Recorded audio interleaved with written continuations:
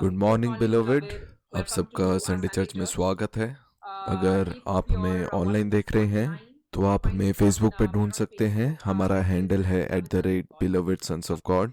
अगर आप बॉम्बे में हैं और हमसे जुड़ना चाहते हैं तो आप हमें लिख सकते हैं फेसबुक पर और हम कलीसिया की जगह आपको बताएंगे। और जो लोग ऑनलाइन सुन रहे हैं उनके लिए एक लिंक है वीडियो के नीचे। उसमें एक PDF फाइल है जिसमें सारे वचन आपको मिलेंगे जो आज हम पढ़ने वाले हैं। आइए हम वचन की ओर चलेंगे। तो कल एक बहुत बेहतरीन दिन था। मैं बैठकर यूहन्ना का सुसमाचार पढ़ रही थी और जो आज का संदेश जो मैं आपके साथ बांटना चाहती हूँ वो है परमेश्वर से जन्मा हुआ। और इसका क्या अर्थ है परमेश्वर से जन्मा हुआ। आइए हम वचन में से देखेंगे। और मैंने जितनी भी गवाही सुनी मैं उन्हें सुनकर बहुत उत्साहित हुई। और ये गवाहियाँ हैं जो लोगों को केवल वचन सुनने के द्वारा मिल रही है। बहुतों की जो आंखें हैं वो वचन सुनने के द्वारा खुल रही हैं, बीमारी छोड़कर जा रही है। और ये एक सामर्थ है पुत्रत्व की सच्चाई की। और सिर्फ उस समझ में जागने के द्वारा आप अपने आप को उस रीति में देखते हैं जैसे पिता आपको देखता है। तो जो सारा स्वर्ग राज्य है आपकी पहचान में जागने के द्वारा आपके लिए वो काम कर रहा है। तो इस सवाल में हम वापस आएंगे कि इसका क्या अर्थ है परमेश्वर से जन्मा हुआ। तो परमेश्वर ने आदम की सृष्टि की, उसमें उसने अपने जीवन के श्वास को फूका और वो एक जीवित प्राणी बन गया। और उसके बाद आदम पाप में गिर गया, उसका आत्मा मर गया और उसके साथ उसका शरीर भी मरना शुरू हो गया। और उसका प्राण भले और बुरे ज्ञान के वृक्ष का फल खा के बिगड़ गया। और वचन में लिखा है कि उसने अपने एक लौते पुत्र को इस संसार में भेजा। इंग्लिश में जब हम बिगॉटन पढ़ते हैं उसका इब्रानी भाषा में अर्थ है अपनी तरह का एक, और उसका हिब्रू वर्ड है मोनोजीन। इसका मतलब जो पुत्र था या उसकी जात थी वो इस सृष्टि में इससे पहले उसका अस्तित्व कभी नहीं था। परमेश्वर ने अपने मोनोजीन को भेजा एक बीज के समान, एक ऐसा बीज जिसका इससे पहले अस्तित्व नहीं था। उसने अपने एक लौते को दे दिया। यीशु मसीह इस संसार में आए, क्रूस पे जो गया मेरे और आपके लिए मारा गया। इसलिए जब वो मरा, जैसे मैंने आपको बताया कि क्रूस एक प्रतिरूप है, जब यीशु क्रूस पे गया आप भी क्रूस पर गए। जब वो गाड़ा गया मैं भी गाड़ा गया। जब वो जी उठा तो मैं भी जी उठा। इसलिए आप सबने उस समय जब प्रार्थना की कि यीशु मसीह आप मेरे हृदय में आ जाओ, आपका उसी समय नया जन्म हो गया। नए जन्म का अर्थ है स्वर्ग से जन्मा हुआ। इसलिए अब आप आदम के वंश से नहीं हैं। और अगर आप अपने आप को आदम की तरह देख रहे हैं, क्योंकि अगर आप बाइबल में पुराने नियम से जब आप पढ़ेंगे, दाऊद जो था वो आदम के वंश से था। मूसा यहोशू भी आदम के वंश से था। और जब पवित्र आत्मा उन पर उतरता तो परमेश्वर उनके द्वारा बहुत सामर्थ के काम उनके द्वारा करता। लेकिन वो सभी लोग जो थे आदम के लहू की संतान थे। और वो सब मेरे और आपके लिए बदल गया, नया जन्म। और वो सारा पुराना नियम उस दिन के लिए इंतजार कर रहा था कि कैसा वो समय होगा जब पवित्र आत्मा आपके अंदर स्वयं रहेगा, परमेश्वर की सामर्थ आप में रहेगी, और कैसा अनुभव होगा परमेश्वर के पुत्र होने का। इसलिए अब हम आदम की संतान नहीं हैं, अब हमारा नया जन्म हो चुका है। वो नया जन्म जो मोनोजीन के द्वारा हुआ है, एक ऐसा DNA जो बिल्कुल ही अलग है, क्योंकि उस मोनोजीन में, उस बीज में वो सब कुछ परमेश्वर के स्वभाव का है। और मैं और आप उस बीज के द्वारा उत्पन्न किए गए हैं। इसीलिए वो सारे काम जो मैं और आप इस पृथ्वी पर रहकर करते हैं वो इस पहचान में है कि हम परमेश्वर से जन्मे हुए हैं, एक स्वर्ग जात। इसीलिए जब आप इस संसार में हैं वो इस समझ में हैं कि आप दूसरों से अलग हैं, आप एक स्वर्ग जात हैं। चाहे वो दाऊद के लिए, मूसा के लिए या यहोशू के लिए हो, लेकिन एक पुत्र के लिए वो सब बातें अलग हैं, क्योंकि जो मोनोजीन है अब वो मेरे और आपके अंदर है। कितने लोग जानते हैं कि सब कुछ बीज ही के द्वारा उत्पन्न होता है। एक कुत्ता जो है वो दूसरे कुत्ते को ही जन्म देगा।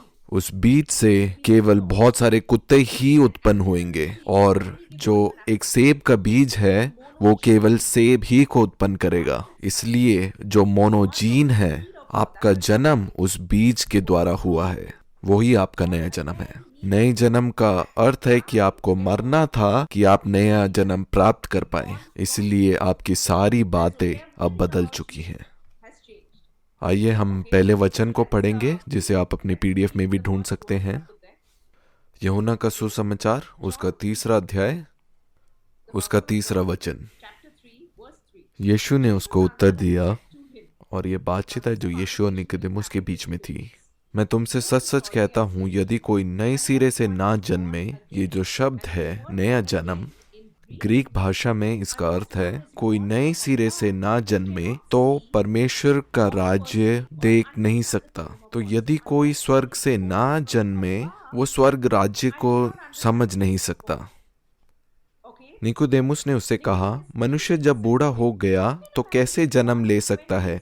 क्या वह अपनी माता के गर्भ में दूसरी बार प्रवेश करके जन्म ले सकता है? यीशु ने उत्तर दिया, मैं तुझसे सच सच कहता हूँ, जब तक कोई मनुष्य जल और आत्मा से ना जन्मे तो वह परमेश्वर के राज्य में प्रवेश नहीं कर सकता। क्योंकि जो शरीर से जन्मा है वह शरीर है, और जो आत्मा से जन्मा है वह आत्मा है। इसका क्या अर्थ है कि जो शरीर से जन्मा है वह शरीर है? शरीर का अर्थ जो वचन में हम पढ़ते हैं, उसका अर्थ है परमेश्वर के अलग होकर कुछ भी कार्य जो किया गया वो शरीर है।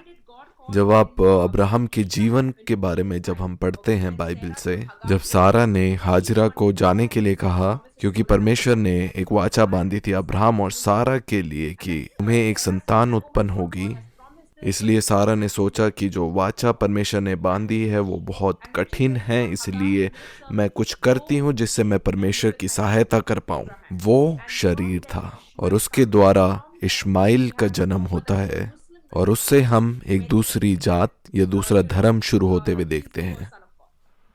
और वो एक ऐसा कार्य जो शरीर में रहकर सारा ने किया, और फिर उस तय किए गए समय में परमेश्वर का वचन पूरा हुआ।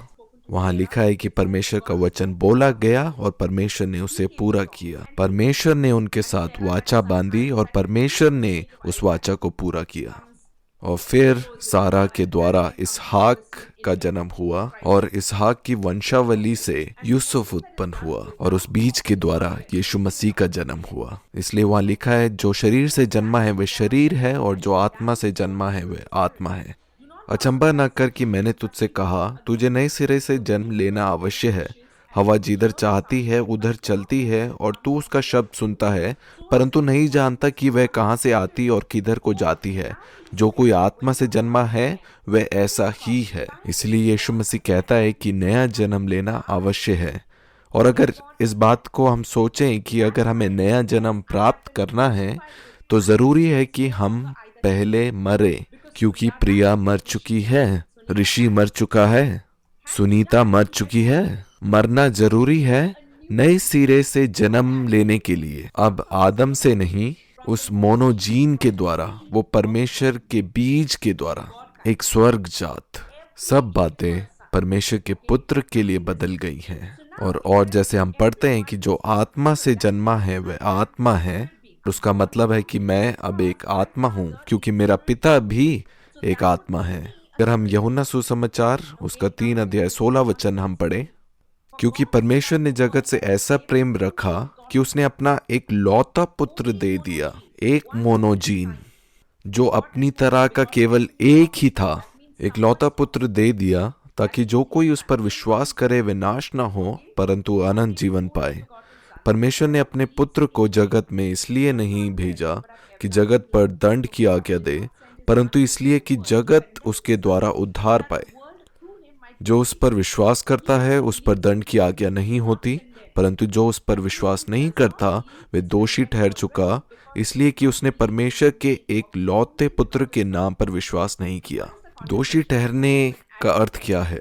जैसा कहा कि जब आदम पाप में गिरा वह दोषी ठहरा और दंड में गिर गया, जिसे कर्मा कहते हैं। इसलिए जो अभी संसार है वो इस दोषी ठहराने वाली आत्मा के प्रभाव में है, और परमेश्वर के द्वारा इस मानव जाति का छुटकारा उस मोनोजीन के द्वारा था। यीशु मसीह संसार में आया जो खोए हुए पुत्र थे। अब जो उस पे विश्वास करते हैं मेरे और आपके लिए सब कुछ बदल चुका है, क्योंकि मेरा और आपका नया जन्म हो चुका है। इसलिए बाइबल हमें नई सृष्टि कहती है, क्योंकि उस बीज के समान इस सृष्टि में पहले अस्तित्व में कुछ नहीं था, क्योंकि हम उसे एक लौते के समान उत्पन्न किए गए, उसके स्वरूप में उत्पन्न किए गए। इसीलिए जैसे यीशु मसीह परमेश्वर से जन्मा एक लौता था, वैसे ही मेरी और आपकी पहचान है। सुसमाचार उसका 1 अध्याय उसके 10 वचन में ये लिखा है, वह जगत में था और जगत उसके द्वारा उत्पन्न हुआ और जगत ने उसे नहीं पहचाना। वह अपने घर आया और उसके अपनों ने उसे ग्रहण नहीं किया, परंतु जितनों ने उसे ग्रहण किया उसने उन्हें परमेश्वर की संतान होने का अधिकार दिया, अर्थात उन्हें जो उसके नाम पर विश्वास रखते हैं। वे ना तो लहू से, ना शरीर की इच्छा से, ना मनुष्य की इच्छा से, परंतु परमेश्वर से उत्पन्न हुए हैं। जब मैंने और आपने उस पर विश्वास किया, हमने परमेश्वर से नया जन्म पाया। उसके अविनाशी बीज के द्वारा हमने जन्म पाया, उस बीज के द्वारा जिसका अस्तित्व इस पृथ्वी पर पहले नहीं था। ये बीज हमारे हृदय में आ गया। इसलिए वचन में लिखा है, जो कोई उस परमेश्वर के बीज से जन्मा है वह पाप नहीं करता। और जो सारी बातें एक पुत्र के जीवन में हैं, वो अपने पिता की तरह वो बनना चाहता है, क्योंकि अब आपकी जात बदल चुकी है। अब आप मनुष्य नहीं हैं, लेकिन आप एक स्वर्ग जात हैं। और उसके 14 वचन में लिखा है, और वचन देहधारी हुआ और अनुग्रह और सच्चाई से परिपूर्ण होकर हमारे बीच में डेरा किया, और हमने उसकी ऐसी महिमा देखी जैसी पिता के एक लौते की महिमा। तो हम पढ़ते हैं कि जो पुत्र था वो अनुग्रह से परिपूर्ण है और सच्चाई से परिपूर्ण है। इसलिए यीशु मसीह ने कहा कि मैं सत्य हूं। अब आप सत्य हैं, आप अनुग्रह से परिपूर्ण हैं।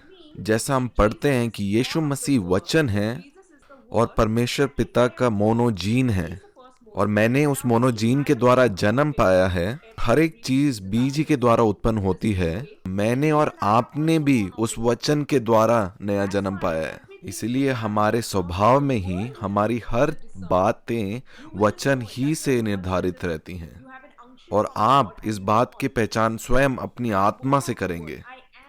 मेरा नया जन्म परमेश्वर के वचन से हुआ है।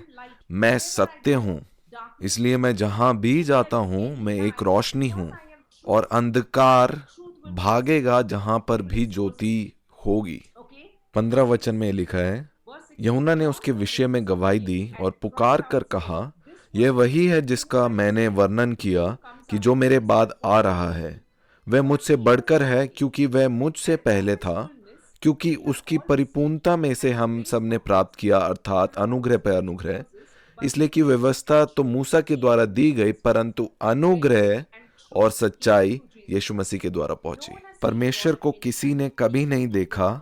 एक लौता पुत्र जो पिता की गोद में है, उसी ने उसे प्रकट किया। रोमियो उसका 8 अध्याय और 29 वचन।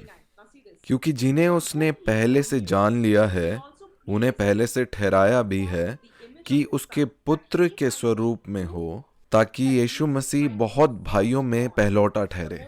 जो मोनोजीन है, पहलौटा ठहरा बहुत से भाइयों में। उसके स्वरूप में मैं और आप हैं। और नए जन्म का मतलब है कि आपका पुराना सब कुछ बदल गया। हो सकता है कि आपके जो संसारिक माता पिता हैं वो शरीर में बहुत सी बीमारियों लेकर संसार में रहे हों, लेकिन जब आपका नया जन्म हुआ वो सब बातें मिट बदल गई हैं। आपका जो पुराना मनुष्य था वो मर गया है। अब मैं और आप आदम के वंश से नहीं हैं, क्योंकि अब मेरा और आपका नया जन्म हो गया है, और अब हम एक स्वर्ग जात हैं। इसलिए वचन में लिखा है, पृथ्वी पर की नहीं परंतु स्वर्गीय वस्तु पर ध्यान लगाओ, स्वर्ग की बातों पे ध्यान लगाओ, क्योंकि मैं और आप वहीं से हैं। हमारा अस्तित्व बदल गया। अब जो मेरे जीने का तरीका है वो केवल और केवल मेरे स्वर्गीय पिता के अनुसार है, और मैं अपने जीवन को उनके पुत्र के समान देखता हूँ, जैसे यीशु मसीह इस पृथ्वी पर जिए। क्योंकि यीशु मसीह पहले मोनोजीन थे, उनके द्वारा हमने नया जन्म पाया। बहुतों भाइयों में से वो पहलौठा ठहरा। इसलिए मैं अपने जीने का तरीका यीशु मसीह की समानता में देखता हूँ, क्योंकि मैंने उसी के द्वारा जन्म पाया है। क्योंकि जब आपने यीशु मसीह के द्वारा नया जन्म पाया है, तो आपकी सब बातें यीशु मसीह के समानता में हैं। और इसी सोच में, इसी समझ में मैं और आप जाग रहे हैं। गलातियों 2 उसका 20 वचन। अगर मुझे नया जन्म लेना है तो पहले मरना अवश्य है। और हाँ, आप पहले मर चुके हैं। इसलिए पौलुस भी यहाँ पे लिखता है कि मैं मसीह के साथ क्रूस पर चढ़ाया गया हूँ। अब मैं जीवित ना रहा, पर मसीह मुझ में जीवित है। और मैं शरीर में अब जो जीवित हूँ, तो केवल उस विश्वास से जीवित हूँ जो परमेश्वर के पुत्र का है। पुराने नियम में यीशु मसीह ने एक बाहरी स्वरूप में काम किया, लेकिन आज के समय में आप क्रूस पर मर गए और यीशु मसीह अब आप में आ गया और वो आप में जीवित है, और वो आपके भीतर से बाहर सृष्टि में काम कर रहा है। पुत्रत्व की सच्चाई जो है वो आपके भीतरे मनुष्य की पहचान के बारे में है, और वो कहीं बाहर से अंदर नहीं है। सब कुछ आपके भीतर से बाहर निकल रहा है। तो अब यीशु मसीह मेरे साथ है ऐसा नहीं है, लेकिन यीशु मसीह स्वयं मुझ में वास करता है। आप अब एक नई सृष्टि हैं, कि आप परमेश्वर से जन्मे हैं, परमेश्वर के लहू की संतान। दूसरा कुरिन्थियों 5 अध्याय 17 वचन। इसलिए यदि कोई मसीह में है तो वह एक नई सृष्टि है। देखो, सब बातें नई हो गई है। क्या कुछ बातें नई हुई हैं? नहीं, सब बातें नई हो गई हैं। ये सब बातें परमेश्वर की ओर से हैं, मेरे पिता की ओर से हैं। अर्थात परमेश्वर ने मसीह में होकर अपने साथ संसार का मेल मिलाप कर लिया और उनके अपराधों का दोष उन पर नहीं लगाया, और उसने मेल मिलाप का वचन हमें सौंप दिया है। इसलिए हम मसीह के राजदूत हैं। मानो परमेश्वर हमारे द्वारा विनती कर रहा है। हम मसीह की ओर से निवेदन करते हैं कि परमेश्वर के साथ मेल मिलाप कर लो। जो पाप से अज्ञात था, उसी को उसने हमारे लिए पाप ठहराया, कि हम उसमें होकर परमेश्वर की धार्मिकता बन जाएं। मैं यीशु मसीह में अब पिता की धार्मिकता हूँ। इसलिए मेरी धार्मिकता जो है वो लहू के कारण है। पुत्र जो है सब कुछ लहू के द्वारा वो प्राप्त करता है। जब ऐसे विचार आपके मन में आते हैं कि आपने ठीक नहीं खाया, इसलिए आपको ये बीमारी है, आप एक अच्छे माता पिता नहीं हैं, इसलिए वो बातें आपके बच्चों में आपको दिख रही हैं। और जब ये सारे विचार आपके मनों में आते हैं, आप केवल उस सत्य को बोलो कि जो सारी विरासत मेरे पिता की है और सारी भलाई जो मेरे लिए परमेश्वर पिता के द्वारा है, मैं केवल लहू के द्वारा प्राप्त करता हूँ। और वहीं पे आप उस विचार को खंडित करते हैं, क्योंकि आपने क्या किया है, क्या नहीं किया है, वो सब पुरानी बातें बीत गई है। सब कुछ नया हो गया है, क्योंकि आपका पुराना मनुष्यत्व स्वयं मर गया है। तो कौन है वो जो आपके पुराने मनुष्यत्व के ऊपर उंगली कर रहा है? क्योंकि वो पुराना मनुष्य तो क्रूस पर मर गया है। अब मैंने नया जन्म मेरे स्वर्गीय पिता के द्वारा प्राप्त किया है। तो परमेश्वर ने हमें किन बातों से आजाद किया? आदम जो पाप और मृत्यु की दशा में वो गिरा, और आपके जीवन के हर एक क्षेत्र में उस मृत्यु का प्रभाव है। हो सकता है वो किसी के साथ रिश्ता है जो मृत्यु की तरफ जा रहा है। हो सकता है आपके शरीर में कुछ लक्षण है जो मौत की तरफ आपको दिखा रहे हैं। हो सकता है आपकी आर्थिक दशा है जो आपको मृत्यु को दिखा रही है।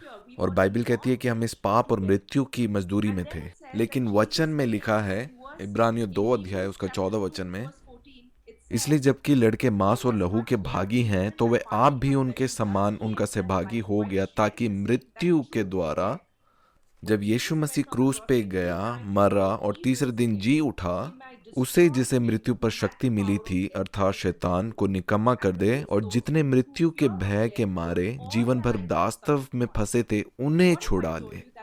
अगर मैं आपको कहूं कि पुत्र के जीवन में मृत्यु का कोई प्रभाव नहीं है, तो आप अपने जीवन को कैसे जिएंगे? जब आपके जीवन में कुछ भी खोने का डर या भय नहीं होगा, पुत्र के लिए कोई मृत्यु नहीं है। इसलिए यीशु मसीह ने कहा, पुनरुत्थान और जीवन मैं ही हूँ। और जब आप इसका अंगीकार करते हैं, पुनरुत्थान का मतलब है कि अगर कोई मृत्यु आपके मार्ग में है, आपके मार्ग में, क्योंकि मृत्यु उसमें नहीं थी, उसके मार्ग में थी, क्योंकि लाजर मर गया था। उसका अर्थ ये है कि जब कोई मृत्यु भी उसके पास आएगी तो वो पुनरुत्थान जीवन को पाएगी। मैं भी जब एक ऐसे स्थान में गई, एक मॉल में गई जो पिछले 10 सालों से एक मृत्यु की दशा में था, मेरे केवल जाने के द्वारा, उस उपस्थिति के द्वारा वो स्थान मृत्यु के प्रभाव से बाहर आया और वहां पे चीजें नई होना शुरू हो गई और वो जगह पुनरुत्थान में आ गई, केवल और केवल एक पुत्र की उपस्थिति के द्वारा। क्योंकि मेरे मार्ग में अगर मैं किसी मृत्यु को देखती हूँ अपने आसपास, चाहे वो किसी के रिश्ते में हो या किसी के स्वास्थ्य में हो, उस परिस्थितियों में पूर्ण जीवन आता है, क्योंकि मैं पुनरुत्थान और जीवन हूँ। क्योंकि अगर मैं जीवन हूँ तो मैं मृत्यु नहीं हो सकता। तो लिखा है वचन में कि उसने मृत्यु का भय से हमें छुड़ा लिया। आदम के पास मृत्यु थी और वो मृत्यु के भय में हो सकता था, लेकिन जो पुत्र है वह स्वयं जीवन है। अब वो मृत्यु नहीं हो सकता। इसलिए आप अपने मार्ग में चलें और आपकी पहचान है कि आप एक जीवन देने वाला आत्मा है, क्योंकि आप जहां पर भी जाएंगे आप जीवन देने वाला आत्मा होंगे। लायन किंग जो मूवी है उसके वीडियो के बाद बहुत सी गवाहियां मैंने सुनी, क्योंकि जब आप अपने जीवन में वो स्थान लेते हैं जिस स्थान में आप एक शेर हैं, जिस स्थान में आप राजा हैं, क्योंकि आपको उसी के लिए बुलाया गया है। शेर का काम है दहाड़ना, और अब आपकी पहचान कोई मेमना नहीं है, लेकिन आप राजा हैं। और जब आप अपने जीवन में उस स्थान को लेते हैं जिस स्थान में आप शेर हैं, जिस स्थान में आप राजा हैं, आप देखेंगे कि आपकी आसपास की हर एक परिस्थिति जो है आपके सामने झुकेंगी। रोमियोस का 6 अध्याय, जब हमने मसीह के साथ बपतिस्मा लिया, जब मसीह ने बपतिस्मा लिया, मैंने और आपने बपतिस्मा लिया, जब यीशु मसीह जी उठा, मैं और आप जी उठे। इसलिए वहां पे लिखा है कि मृत्यु का अब उस पर कोई अधिकार नहीं है, क्योंकि यीशु मसीह ने मृत्यु को हरा दिया है। और अब मैं मसीह में हूं, इसलिए मृत्यु का मेरे ऊपर अब कोई प्रभाव नहीं है। आपको पता है, कल ये बात मैं बैठकर सोच रही थी कि जीवन के कौन से क्षेत्र में मुझे बेचैनी है, और मैं इस वचन को जब मैंने सुना कि सच में मृत्यु का मेरे ऊपर अब कोई प्रभाव नहीं है, कि कैसी आजादी है कि मैं उड़ सकती हूँ बिना मृत्यु के भय के प्रभाव में, क्योंकि अब वो मेरे स्वभाव में नहीं है। मृत्यु का मेरे ऊपर कोई प्रभाव नहीं है, और यहाँ तक कि वो मेरे सामने तक नहीं आ सकती, क्योंकि मैं स्वयं जीवन हूँ और वो पुनरुत्थान जीवन मुझ में है, कि इस क्षेत्र में विजय मेरी ही है। मैं जीवन से बढ़कर हूँ, क्योंकि मृत्यु मेरे पैरों के नीचे है। आप लोग समझ रहे हैं? ये वचन आपको साहस देते हैं कि आप उस शेर की तरह दहाड़े बिना किसी भय के। कोई नया काम शुरू करने के लिए आप भय नहीं है, आप अवश्य है कि आप बुद्धि का सहारा लें, लेकिन हमारे पास उस भय, मृत्यु की भय का विवेक नहीं है। मैं इस सोच में हूं कि मैं जो कुछ मैं छूंगी वो आशीष में होगा। अगर आप अपने किसी रिश्ते में अगर आप भयभीत हैं कि अरे मुझे चोट लग सकती है, आप कोई मोहरा नहीं है, लेकिन आप पुत्र हैं। मैं अपने मार्ग में आगे बढ़ूंगा, क्योंकि मेरे मार्ग में मृत्यु का प्रभाव नहीं है। मैं अपने जीवन को एक पुत्र के समान जीऊंगा। आइए हम यूहन्ना का सुसमाचार उसका 5 अध्याय को पढ़ेंगे। जो आप पीडीएफ देख रहे हैं उसमें आप टाइटल पढ़ सकते हैं, वो है पिता की गवाही उसके पुत्र के लिए, और जो काम है वो मेरी गवाही देते हैं। आइए हम यूहन्ना उसका 5 अध्याय को पढ़ेंगे और जानेंगे कि ये बातें और अधिक स्पष्ट रीति से। परंतु मैं अपने विषय में मनुष्य की गवाही नहीं चाहता। यहाँ पे यीशु मसीह कह रहे हैं कि मुझे किसी मनुष्य की गवाही नहीं चाहिए, या उसकी सहानुभूति नहीं चाहिए, और ना ही मैं दूसरे मनुष्य के नजरों में सहानुभूति ढूंढ रहा हूँ।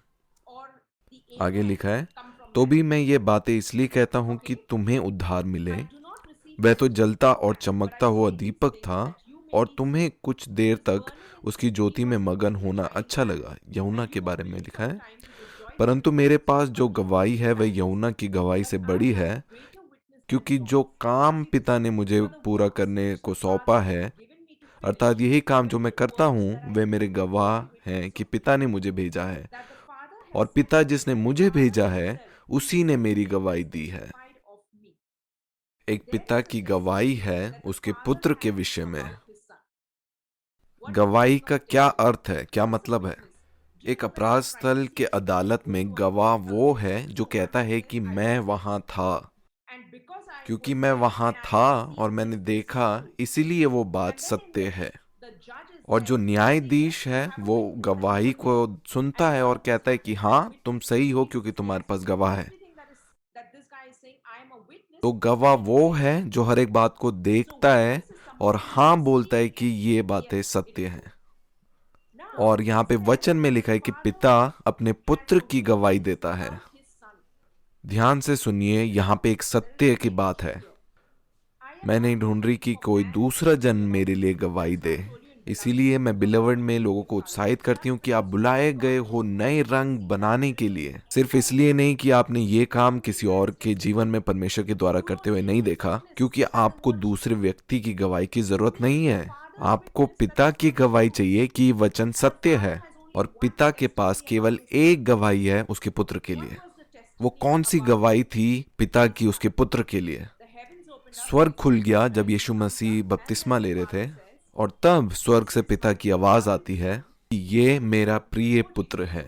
इससे पहले यीशु मसीह कुछ भी करते कि ये मेरा प्रिय पुत्र है जिससे मैं अत्यंत प्रसन्न हूं। और यह पिता की गवाही है अपने पुत्र के लिए, ये गवाही है आपके लिए। और ये एक कार्य है, ये एक गवाही है जो पिता हमारे लिए देता है। आप अब इन बातों को और समझेंगे।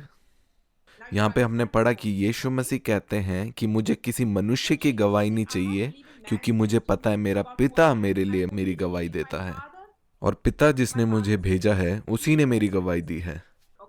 तुमने ना कभी उसका शब्द सुना और ना उसका स्वरूप देखा है, और उसके वचन को मन में स्थिर नहीं रखते, क्योंकि जिसे उसने भेजा तुम उसका विश्वास नहीं करते। तुम पवित्र शास्त्र में ढूंढते हो क्योंकि समझते हो कि उसमें अनंत जीवन तुम्हें मिलता है, और ये वही है जो मेरी गवाही देते हैं। ये वही है जो मेरी गवाही देते हैं, जो वचन है वो मेरी गवाही देते हैं। आप लोग कैसे जानते हैं कि आप कौन हैं या आपकी पहचान क्या है? क्या आप मनुष्य की ओर देखते हैं और फिर आप अपनी पहचान बनाते हैं? आप देखते हैं कि जो कोविड था वो सारे मनुष्य को प्रभाव कर रहा है, तो क्या आप लोग उन मनुष्यों को देख रहे हैं और सोच रहे हैं कि हाँ, मैं भी बीमार पड़ूंगा? तो आप इस बात की पुष्टि कर रहे हैं कि जो मेरी गवाही है कि मैं कौन हूं, वो उन मनुष्य की ओर से आती है। मेरी गवाही वो है जो मेरा पिता मेरे लिए देता है। वचन में लिखा है कि पवित्र आत्मा केवल सत्य की गवाही देता है, और जब पवित्र आत्मा सत्य की गवाही देखता है, आप उसको अपने जीवन में पूरा होता देखते हैं। इसलिए पवित्र आत्मा हमेशा सत्य की ही गवाही देगा। इसलिए जब आप अपने आप को सत्य के रूप में देखना शुरू करते हैं, क्योंकि पिता भी आपके पहचान के विषय में गवाही देता है। 40 वचन, फिर भी तुम जीवन पाने के लिए मेरे पास आना नहीं चाहते। मैं मनुष्य से आदर नहीं चाहता, पुत्र मनुष्य से आदर नहीं चाहता, परंतु मैं तुम्हें जानता हूं कि तुम में परमेश्वर का प्रेम नहीं। मैं अपने पिता के नाम से आया हूं और तुम मुझे ग्रहण नहीं करते। यदि अन्य कोई अपनी ही नाम से आए तो उसे ग्रहण कर लोगे। तुम जो एक दूसरे से आदर चाहते हो, और वे आदर जो एकमात्र परमेश्वर की ओर से है नहीं चाहते। जो एक पुत्र का आदर है वो केवल और केवल उसके स्वर्गीय पिता की ओर से आता है। आप मनुष्य की ओर से उस आदर को मत ढूंढिए। मैं अपनी पहचान दूसरे व्यक्ति के अनुसार नहीं बनाता। इस वचन को दोबारा पढ़ेंगे जहाँ लिखा है, यही काम जो मैं करता हूँ वह मेरे गवाह हैं कि पिता ने मुझे भेजा है। ऐसे कौन से काम है जो यीशु मसीह कर रहे थे? क्योंकि जो ये कार्य थे वो पुत्र की पहचान के विषय में उसकी गवाही दे रहे थे। तो यीशु मसीह एक विवाह में गए, वहां पे उन्होंने पानी को दाखरस में बदल दिया। जो कार्य हैं वो खुद गवाही दे रहे हैं कि ये पुत्र की ओर से हैं। यीशु मसीह फिर जाते हैं और अंधे की आंखों की रोशनी को ठीक करते हैं। जो स्वयं कार्य हैं वो गवाही दे रहे हैं कि वो कौन है। यीशु मसीह कहते हैं कि मैं जीवन की रोटी हूँ, और जैसे यीशु मसीह रोटी तोड़ते हैं तो उस घटी में भी भरपूरी को लोग पाते हैं, और ये कार्य स्वयं गवाही देते हैं उनकी पहचान के बारे में कि वो कौन है। मेरा विश्वास है आप लोग समझ रहे हैं। इसका मतलब जो सारे कार्य मैं और आप करते हैं वो सारे कार्य गवाही देते हैं मेरी पहचान के लिए कि मैं कौन हूं। तो स्वर्ग से जब आवाज आई, तू मेरा प्रिय पुत्र है जिससे मैं अत्यंत प्रसन्न हूं, और उसके आगे वचन में क्या लिखा है कि यीशु मसीह एक जंगल में गए। उससे बहुत पहले की कार्य उसकी गवाही दे पाते कि वो कौन है। यीशु मसीह ने केवल उस वचन को ग्रहण किया, उस गवाही को ग्रहण किया जो केवल और केवल उनके पिता के द्वारा उनके लिए दी गई। आप आगे इन बातों को और अधिक समझेंगे, इसको हम और पढ़ेंगे। वो कौन सी बात थी जिसने यीशु मसीह ने जो ग्रहण करी थी, जो पिता की गवाही, तू मेरा प्रिय पुत्र है। और आगे हम पढ़ते हैं कि कैसे आत्मा यीशु मसीह को जंगल में लेके जाता है, और शैतान वहां पे यीशु मसीह की परीक्षा करते हैं सिर्फ ये वचन कह के कि यदि तू परमेश्वर का पुत्र है तो अपने आप को यहां से नीचे गिरा दे। यदि तू परमेश्वर का पुत्र है तो इस पत्थर को रोटी बना दे।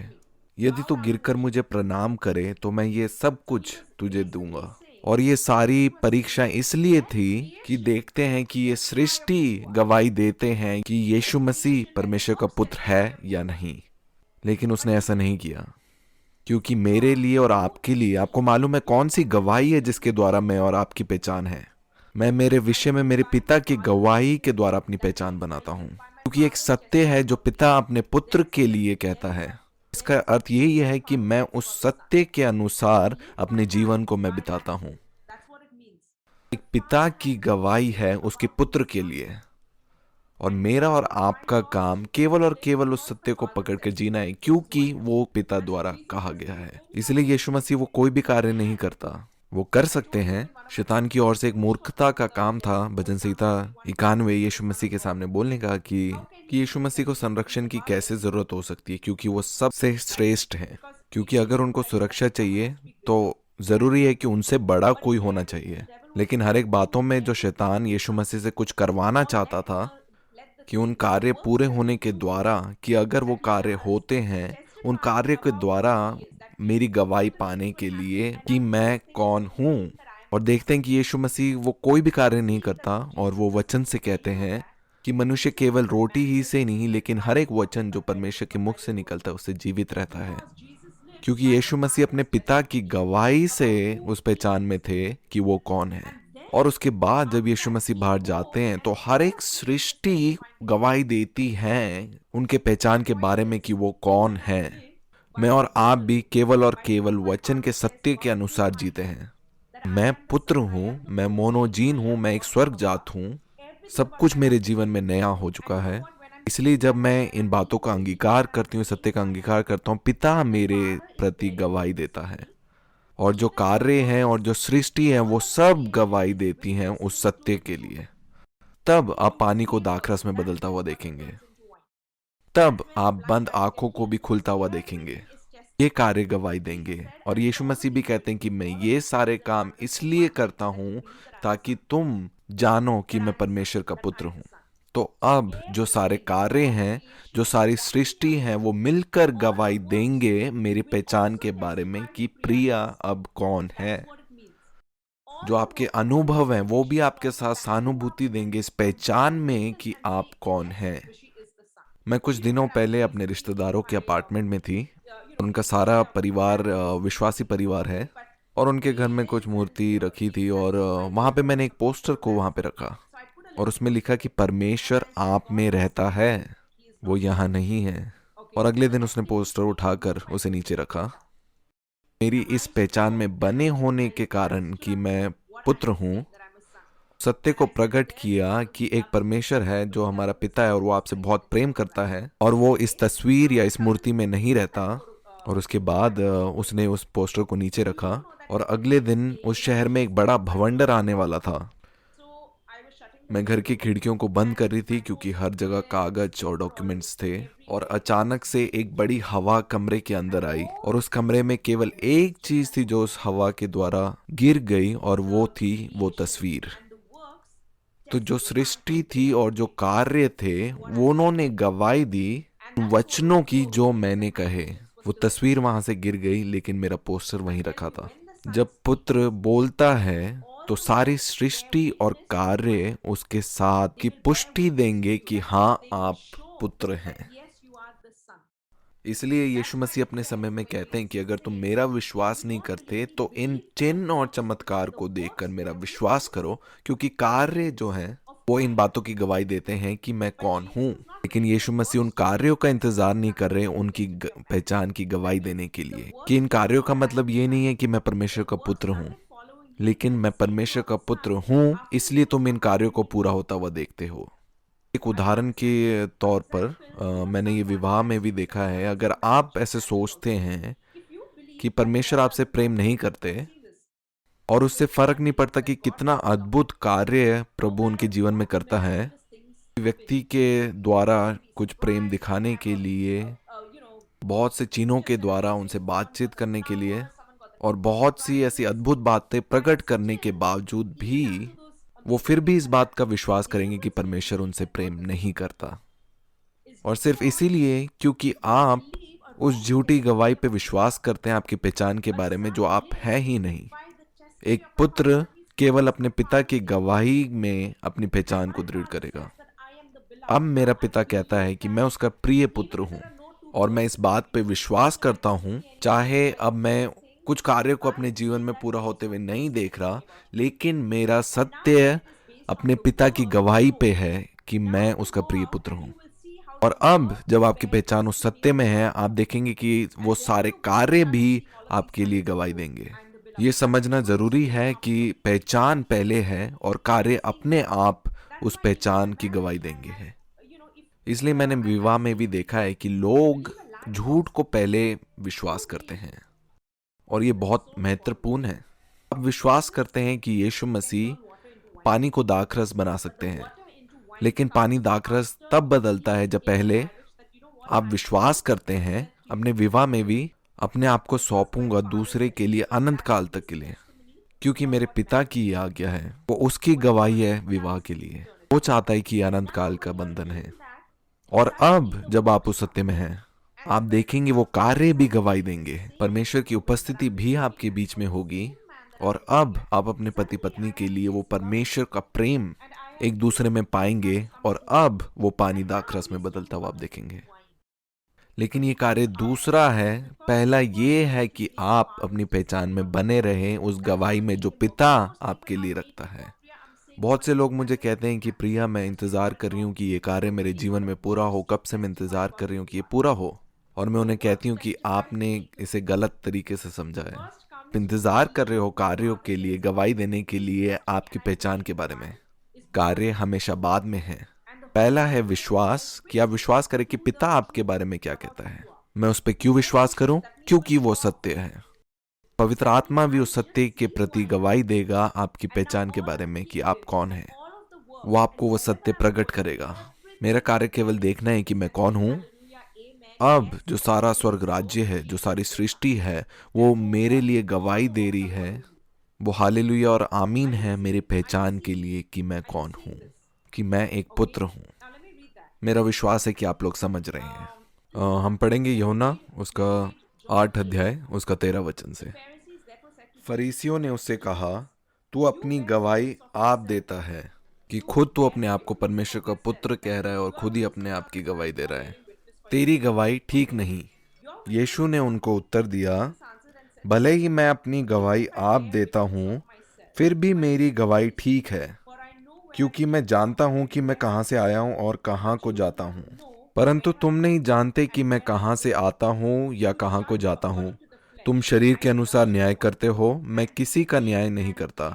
और यदि मैं न्याय करूँ भी तो मेरा न्याय सच्चा है, क्योंकि मैं अकेला नहीं, परंतु मैं हूँ और पिता है जिसने मुझे भेजा। तुम्हारी व्यवस्था में भी लिखा है कि 2 जनों की गवाही मिलकर ठीक होती है।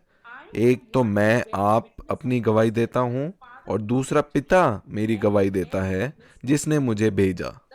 पिता आपकी गवाही तब नहीं देता जब आप चेले हैं। पिता आपकी गवाही तब नहीं देता जब आप कहते कि मैं मसीह हूँ या क्रिश्चियन हूँ। लेकिन पिता आपकी गवाही देता है उन हर एक वचन और कार्यों के लिए जो आप अपनी पहचान में रहकर करते हैं, जो पिता की नज़रों में आपकी पहचान है। बाइबल में वो आपको कहीं पे भी क्रिश्चियन कह के नहीं बुलाता या चेला कह के नहीं बुलाता, वो आपको पुत्र कहलाता है, परमेश्वर से जन्मा हुआ। अब जो सारे कार्य आप करेंगे, विश्वास कीजिए, गवाही देंगे आपके पहचान के बारे में कि आप कौन हैं। तभी वचन में लिखा है कि सृष्टि बड़ी आशा भरी दृष्टि से परमेश्वर के पुत्रों के प्रकट होने की बाट जो रही है। वो किसी क्रिश्चियन या फिर किसी चेले के अधीन नहीं होगी, लेकिन वो गवाही देगी उनके लिए जो परमेश्वर के पुत्र हैं। जहां पे भी आप जाते हैं, वहां पे आपका पिता जो है आपकी पहचान के लिए गवाही देता है कि मैं एक पुत्र हूं, मैं उस जीवन को जी रहा हूं। मैं अब आदम नहीं हूं, क्योंकि मेरा जन्म स्वर्ग से हो चुका है। अब मैं स्वर्ग जाता हूं। जितना मैं इस सत्य में बन रहा हूं, और अधिक मेरे आसपास का वातावरण इस बात की गवाही देता है। एक बच्चे की आंखों में चश्मे लगे थे, लेकिन वो सत्य में था कि मैं पुत्र हूं, मैं पुत्र हूं, और इस सत्य के द्वारा उसकी आंखें ठीक हो गई। क्योंकि जो पिता और पवित्र आत्मा है वो सत्य के लिए गवाही देते हैं, और वो पुनरुत्थान जीवन उस बच्चे में से बह रहा है। इसलिए अब कोई चश्मे की जरूरत नहीं है। स्वर्ग राज्य ऐसे ही काम करता है। योना 5 अध्याय उसका 6 वचन। यही है वह जो पानी और लहू के द्वारा आया था, अर्थात यीशु मसीह। वह न केवल पानी के द्वारा वरन पानी और लहू दोनों के द्वारा आया था। और जो गवाही देता है वह आत्मा है, क्योंकि आत्मा सत्य है। गवाही देने वाले तीन हैं, आत्मा और पानी और लहू, और तीनों एक ही बात पर सहमत है। इसका मतलब है कि जो पिता मेरे बारे में कहता है, जो वचन मेरे बारे में कहता है, जो पवित्र आत्मा मेरे बारे में कहता है, सब आमीन कहेंगे। हर एक सत्य जो मेरे मुंह से निकलता है मेरी पहचान के बारे में। गवाही देने वाले तीन हैं, आत्मा जो पवित्र आत्मा है, और पानी बपतिस्मा के दौरान कि तू मेरा प्रिय पुत्र है जिससे मैं अत्यंत प्रसन्न हूँ, और लहू जब यीशु मसीह का लहू बहा तो मंदिर का पर्दा दो भाग में फटकर दो टुकड़े हो गया था, और तीनों एक ही बात पर सहमत है। 9 वचन। जब हम मनुष्य की गवाही मान लेते हैं तो परमेश्वर की गवाही तो उससे बढ़कर है, और परमेश्वर की गवाही ये है कि उसने अपने पुत्र के विषय में गवाही दी है। जो परमेश्वर के पुत्र पर विश्वास करता है वह अपने ही में गवाही रखता है। जिसने परमेश्वर पर विश्वास नहीं किया उसने उसे झूठा ठहराया। अगर मैं उस बात पर विश्वास नहीं करता जो पिता मेरे बारे में कहता है, तो मैं उसे झूठा ठहराता हूँ। अगर आप विश्वास नहीं करते जो पिता आपके बारे में कहता है, आप उसे झूठा ठहराते हैं। बहुत जरूरी है विश्वास करना, सिर्फ इसीलिए क्योंकि पिता कह रहा है। अगर अनुभव भी नहीं है, लेकिन फिर भी मैं पिता पे विश्वास करता हूँ। आप वचन पे विश्वास करते क्योंकि वो पिता की ओर से गवाही है उस बात की कि आप कौन हैं। और तब कोई दूसरा मनुष्य आपकी तरफ उंगली कहकर आपकी पहचान आपको बताता है, तब आप उसकी उंगली नीचे करके कहते हैं कि ये मेरी पहचान नहीं है, ये मेरे पिता की ओर से मेरे लिए गवाही है, इसीलिए मैं इस बात पर विश्वास करूंगा। उसी बात में मैं दृढ़ हूं। जब आप उस सत्य में दृढ़ रहेंगे जो पिता आपके लिए कहता है, मनुष्य की ओर नहीं देखते, उनसे आदर और महिमा प्राप्त नहीं करना चाहते, लेकिन उस बात पे मन लगाते हैं कि पिता आपके विषय में क्या कहता है। हर एक बात जो आपके मुंह से निकलेगी, जैसे उस समय उस हवा का चलना, वो वहीं रुक सकती थी, लेकिन मेरा पोस्टर वहीं पे लगा रहा। दूसरी तस्वीर दीवार से गिर गई, वो मैंने नहीं किया, लेकिन पिता ने मेरे साथ गवाही दी उस सत्य के लिए जो मेरे मुंह से निकली थी। सृष्टि भी हमारे अधीन है। आप इस सत्य को समझ रहे हैं, तब आप पानी को दाखरस में बदलता हुआ देखेंगे। मैं लोगों को बोलती हूँ कि पहले तुम सत्य पे विश्वास करो। सारे अनुभव चाहे विपरीत हो, लेकिन उस सत्य पे विश्वास करो कि आप प्रिय पुत्र हो। और मैं अनुभव को देखकर इस सत्य को नहीं बनाती, लेकिन मैं विश्वास करती हूँ क्योंकि ये गवाही मेरे पिता के द्वारा मेरे लिए, मेरी पहचान के लिए दी गई है। क्योंकि पिता कहता है कि प्रिया जो है वो मेरी प्रिय पुत्र है, प्रिया जो है वो पवित्र है, प्रिया जो शब्द बोलती है वो आत्मा और जीवन है। मेरे शब्द आत्मा और जीवन है क्योंकि पिता ने ये कहा है। कई बारी मैं कहती भी नहीं आओ, और जब पिता बुलाता है तो पुत्र उसके पास आता है। इसमें मुझे शरीर के ज्ञान की आवश्यकता नहीं है। आपके शब्द जो पुत्र के शब्द हैं, वो आत्मा और जीवन है। क्या आप जानते हैं कि आपके शब्द क्या करते हैं? अब ये भी कहते हैं कि आओ ढोकला खाओ।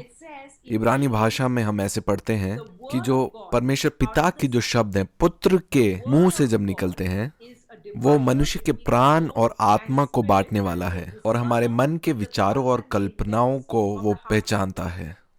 परमेश्वर का वचन मन की भावनाओं और विचारों को जांचता है। जब हम वचन बोलते हैं तो वो आर पार छेदता है और आत्मा और प्राण को अलग अलग करता है। और वचन कहता है कि मेरे शब्द कि जो पुत्र है वो इन वचन को पहचानेगा, क्योंकि जो मेरे वचन हैं वो आत्मा और जीवन है।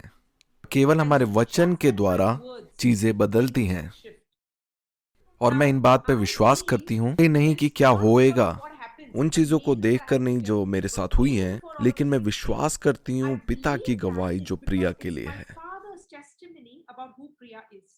और जो पूरी सृष्टि और पवित्र आत्मा है वो उस सत्य के साथ गवाही देगी। और अगर आप इस सत्य पे विश्वास नहीं कर रहे तो आप उसको झूठा ठहराते हैं। इसलिए पवित्र आत्मा की गवाही आप इसलिए नहीं पाते क्योंकि वो केवल सत्य के साथ गवाही देता है। बीते समय में कितनों ने अपने जीवन में उस परिवर्तन को पाया है।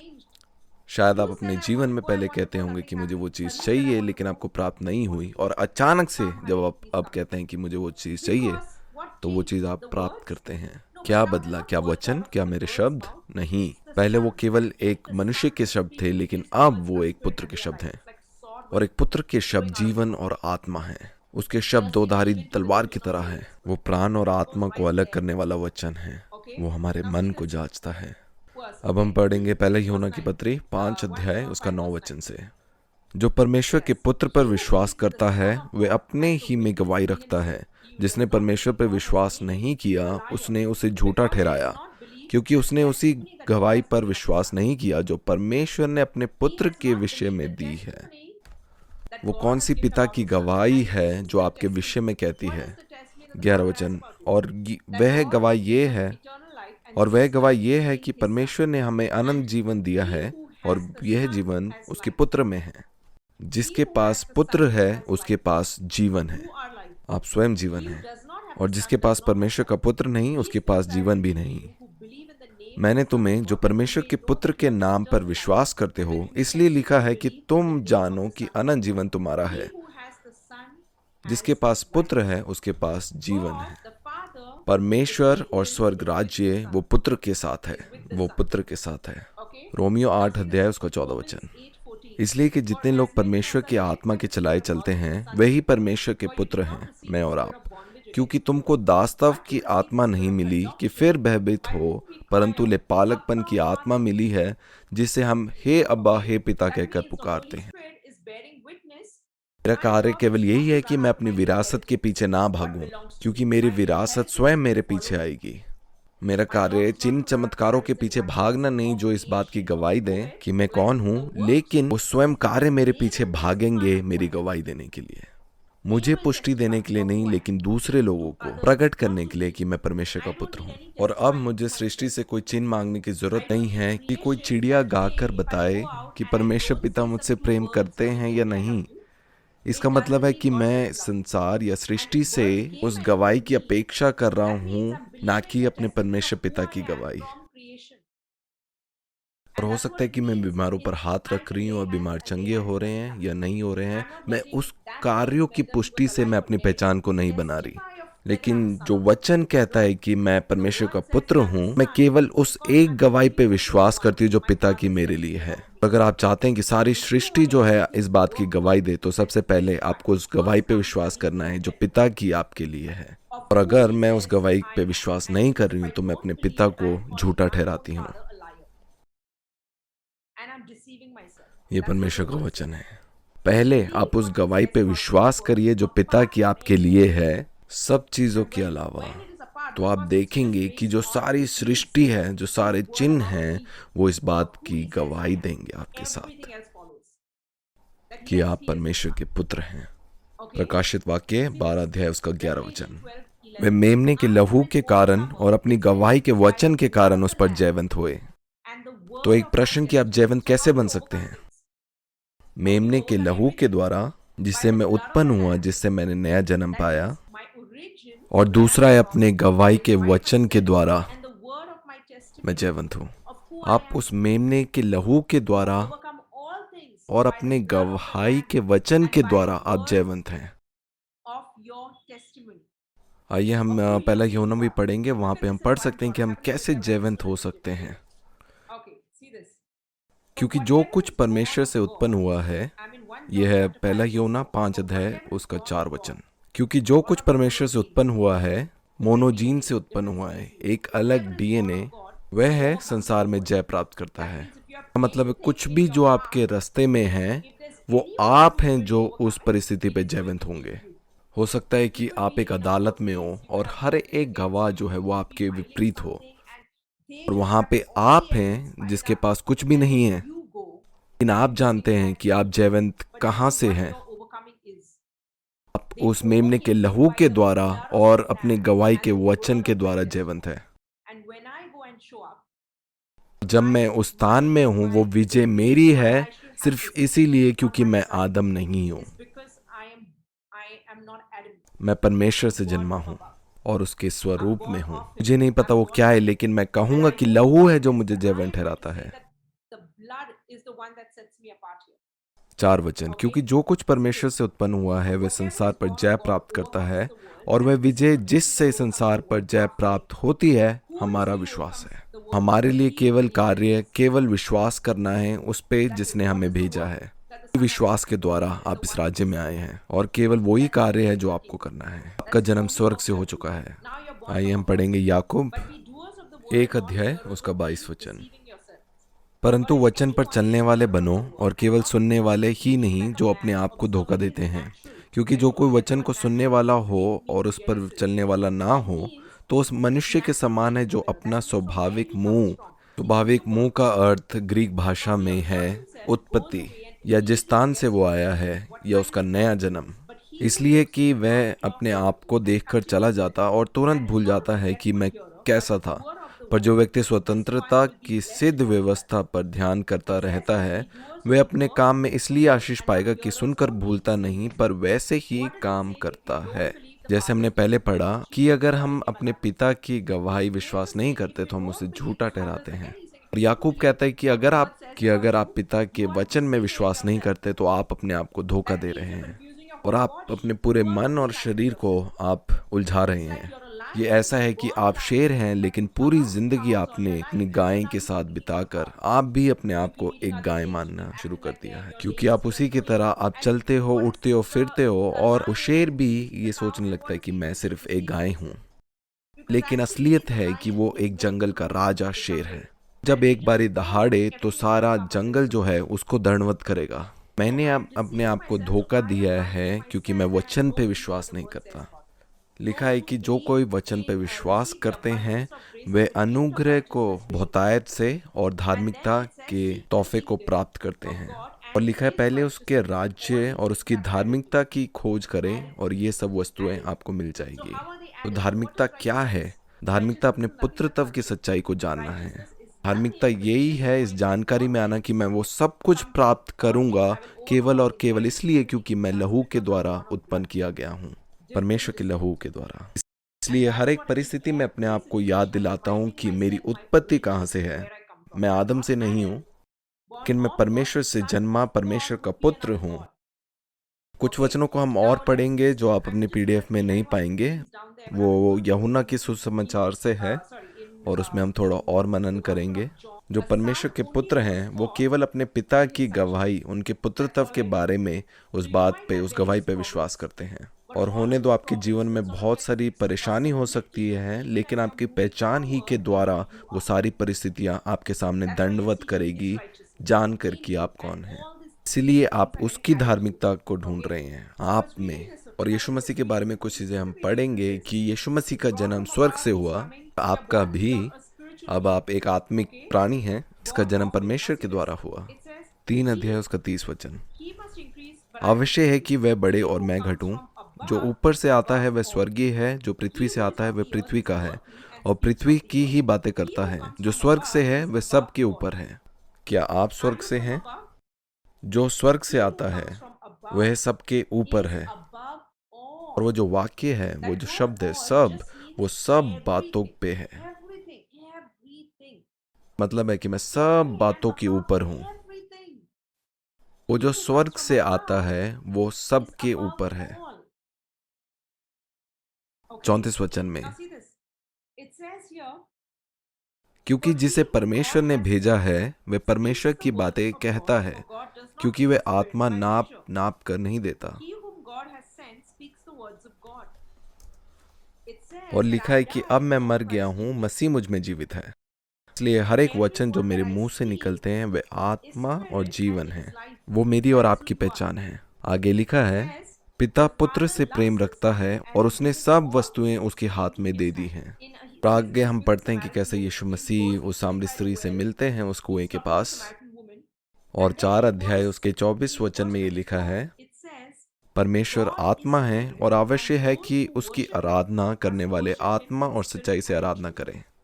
मैंने आपको बताया कि आराधना शब्द जो ग्रीक भाषा में उसका अर्थ है चूमना, आत्मीयता है। यीशु मसीह कहते हैं कि जो मेरा पिता है वो एक आत्मा है।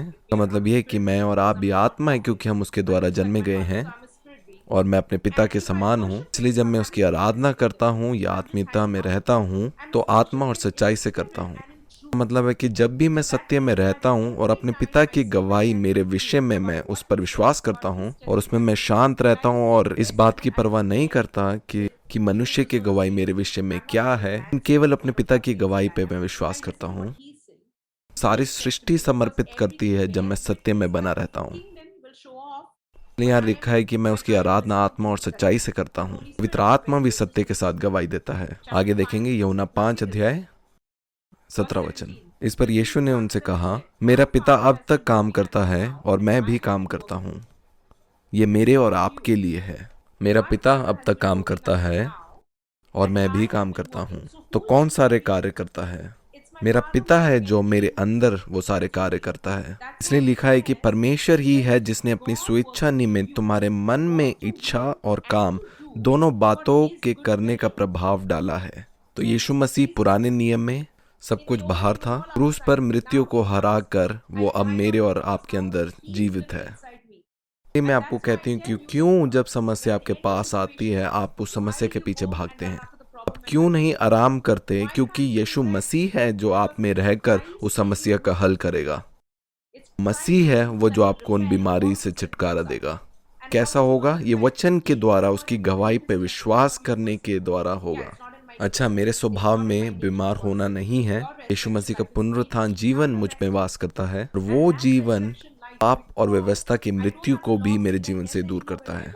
आदम के पास वो व्यवस्था थी, लेकिन परमेश्वर के पुत्र के पास जीवन की व्यवस्था है। इसलिए जब वो जीवन की व्यवस्था मुझ में है, मैं एक आराम में हूंगा, क्योंकि जीवन का अर्थ है वहां मृत्यु नहीं होगी। कोई भी बीमारी शरीर पे आने की कोशिश करेगी, जीवन उस पर प्रभाव डालेगा। इसलिए मैंने और शांत रहना सीखा। मैंने एक प्रचार लिया था जिसमें मैंने सब्त के बारे में बताया कि यीशु मसीह ने वो सारे चमत्कार जो सब्त के दिन में किए, वो केवल और केवल लोग उस दिन पे आराम में थे। और जब वो लोग आराम में थे, तो जब यीशु मसीह गया तो वो अपने विश्वास के द्वारा उनके जीवन में वो अद्भुत चमत्कार करने पाया। वचन यीशु मसीह के बारे में कहती है कि वो सब्त का प्रभु है और मैं और आप अब उसके आराम में आ चुके हैं।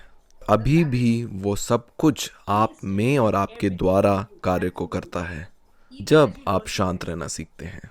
परमेश्वर से जन्मा हुआ, आदम से नहीं। एक नई सृष्टि में बन चुका हूँ। आदम अब मेरा पिता नहीं है।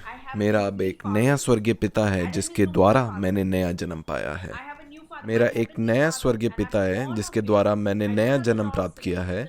और जो पाप और मृत्यु की व्यवस्था है वो आदम के वंश में पाई जाएगी, लेकिन जो परमेश्वर के पुत्र हैं उनमें जीवन की व्यवस्था काम करती है। जितना आप इस सत्य में आराम करेंगे, आप देखेंगे कि वो जीवन है जो आपके अंदर से वो बहना शुरू करेगा। मैं केवल अपने पिता की गवाही पे मैं आराम करती हूँ, विश्वास करती हूँ, और जैसे मैं आराम करती हूँ पवित्र आत्मा भी उस सत्य के साथ जो है गवाही देता है। मेरा शरीर भी फिर गवाही देता है मेरे पहचान के विषय में, परमेश्वर का पुत्र हूँ। और जो बातें आप यूहन्ना के सुसमाचार में पढ़ते हैं वो बातें मेरे और आपके विषय में कही गई जब यीशु मसीह ने कहा कि मेरा पिता अब तक काम करता है और मैं भी काम करता हूँ। मेरे विषय में भी ये बात सत्य है, इसलिए मैं और मेरा पिता दो नहीं लेकिन अब हम एक हैं। कि यूहन्ना 17 में भी यीशु मसीह की प्रार्थना है कि जैसे पिता मैं और आप एक हैं वैसे ही सब हमारे साथ एक हो जाए। तो वो कौन सा सत्य है जिसमें आप बने रहेंगे? जब आप कहते हैं कि मैं और पिता एक हैं, मसीह जो है वो मुझ में जीवित है और मैं विश्वास करता हूँ मेरे विषय में मेरे पिता की गवाही, मैं उसको झूठा नहीं ठहराता और ना मैं अपने आप को धोखा देता हूँ, केवल और केवल ये मेरा कार्य है और इस सत्य पे मैं विश्वास करता हूँ। परिस्थितियां हो सकती है कि बोले कि नहीं तू और तेरा पिता एक नहीं है, लेकिन मैं परिस्थितियों को बताने नहीं देता कि मेरी पहचान कहाँ से है, क्योंकि मेरी पहचान परिस्थितियों को देखकर नहीं आती, परमेश्वर पिता की गवाही पे स्थित है। फिर आप देखेंगे सारी चीजें जो हैं पुष्टि करेंगी आपकी पहचान के बारे में। मेरे जो शब्द भी हैं वो मेरी पहचान नहीं बताते, लेकिन वो शब्द पूरा होकर गवाही देते हैं मेरी पहचान के विषय में। आप लोग समझ रहे हैं क्योंकि आप एक पुत्र हैं। 19 में लिखा है, मैं तुमसे सच सच कहता हूं कि पुत्र आपसे कुछ नहीं कर सकता। अब यहाँ पे देखिए कि यीशु मसीह कह रहे हैं कि पुत्र अपने आप से कुछ नहीं कर सकता, वैसे ही मैं और आप अपने आप से कुछ नहीं कर सकते। लेकिन आगे लिखा है, केवल वह जो पिता को करते देखता है, क्योंकि जिन जिन कामों को वह करता है उन्हें पुत्र भी उसी रीति से करता है। क्योंकि पिता पुत्र से प्रीति रखता है और जो जो काम वह आप करता है वह सब उसे दिखाता है, और वह इनसे भी बड़े काम उसे दिखाएगा ताकि तुम अचंभा करो। 21 वचन, जैसे पिता मरे हुओं को उठाता और जिलाता है, कौन मरे हुओं को उठाता है? पिता। ऐसे ही पुत्र भी जिन्हें चाहता है उन्हें जिलाता है। पिता किसी का न्याय नहीं करता, परंतु न्याय करने का सब काम पुत्र को सौंप दिया है, कि सब लोग जैसे पिता का आदर करते हैं वैसे ही पुत्र का भी आदर करें। जो पुत्र का आदर नहीं करता वह पिता का जिसने उसे भेजा है आदर नहीं करता। 26 वचन, क्योंकि जिस रीति से पिता अपने आप में जीवन रखता है उसी रीति से उसने पुत्र को भी यह अधिकार दिया है कि अपने आप में जीवन रखे। मुझ में जीवन वास करता है, ये जीवन की व्यवस्था है। इसका अर्थ यह है कि जो खाना हम खाते हैं उस खाने से मुझे जीवन प्राप्त नहीं होता, क्योंकि जो आदम के वंश से हैं उनका जीवन शायद खाने से आ सकता है, लेकिन जो परमेश्वर के पुत्र हैं उनका जीवन जो है स्वयं पवित्र आत्मा से आता है। हमारा जीवन उन वस्तुओं से नहीं आता जिन वस्तुओं को हम खाते हैं। इसलिए यीशु मसीह अभी जीवन खाने की वस्तु से नहीं आता था, लेकिन वो स्वयं जीवन का भंडार था। इसलिए यीशु मसीह जहां जहां जाते थे वो जीवन देने वाला एक आत्मा थे, क्योंकि वो स्वयं जीवन है। जैसे एक टमाटर है, वो जहां पे भी जाएगा वो अपने अंदर जो उसका रस है उसी रस को वो देगा, और जब जीवन जगहों में जाता है तो वो स्वयं जीवन देता है, क्योंकि हम जीवन से भरे हुए हैं और मेरे स्वभाव में ही मृत्यु नहीं है, क्योंकि मैं स्वयं जीवन हूँ। 30 वचन, मैं अपने आप में कुछ नहीं कर सकता, जैसा सुनता हूँ वैसा न्याय करता हूँ, और मेरा न्याय सच्चा है, क्योंकि मैं अपनी इच्छा नहीं परंतु अपने भेजने वाले की इच्छा चाहता हूँ। ये यीशु मसीह गवाही के विषय में कहते हैं। 44 वचन, तुम जो एक दूसरे से आदर चाहते हो, और वह आदर जो एकमात्र परमेश्वर की ओर से नहीं चाहते। एक पुत्र जो है वो आदर किसी मनुष्य से नहीं ढूंढता। मेरा जो आदर है केवल और केवल परमेश्वर पिता की ओर से आता है, क्योंकि जब पिता मेरा आदर करता है तो सारी सृष्टि उसे देखती है। पुत्र जो है वो मनुष्य का आदर नहीं चाहता। मेरा और आपका आदर भी परमेश्वर पिता की ओर से आता है। आगे हम पढ़ेंगे कि कैसे यीशु मसीह 5000 पुरुषों को खिलाता है 6 अध्याय में। 39 वचन, और मेरे भेजने वाले की इच्छा ये है कि जो कुछ उसने मुझे दिया है उसमें से मैं कुछ ना खोऊं, उसमें से कुछ ना खोऊं। ये आपकी गवाही है, ये आपके स्वभाव में है।